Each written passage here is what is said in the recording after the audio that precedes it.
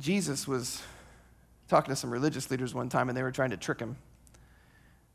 They were thinking of Moses' 10 commandments and the 613 laws that they built off of that. And they're like, hey, Jesus, which is the greatest law? What's the greatest commandment? And Jesus' answer became known as the Great Commandment. He took God's top 10 and he whittled it down to the big two. It's recorded in Matthew chapter 22. Jesus said, love the Lord your God with all your heart and your soul and your mind. This is the first and greatest commandment. And the second is like it. Love your neighbor as yourself. All of the law and the prophets hang on these two commandments. Love God and love people. That's first base.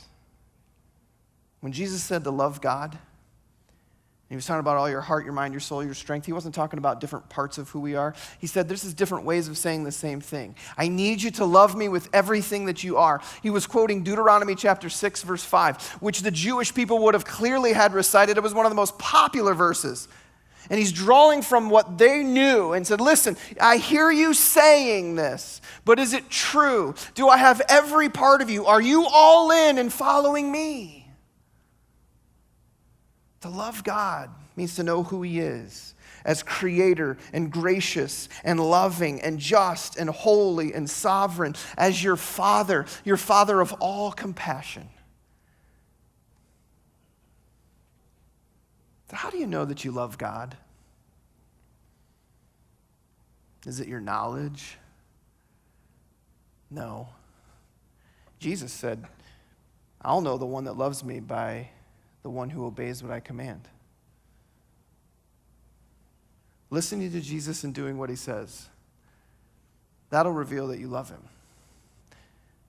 So you need to love God, and love for God always ends up in loving all the people that God loves, which is everybody.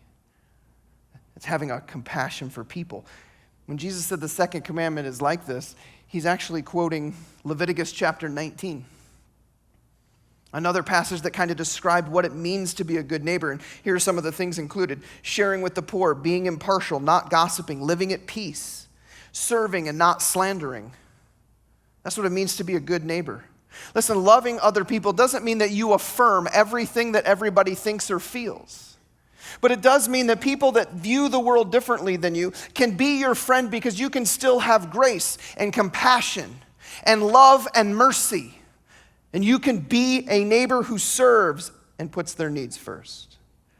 A passion for God always leads to a compassion for people. So you could say that the Great Commission to make disciples by going, baptizing, and teaching, the Great Commission is fueled by the Great Commandment to love God and to love people.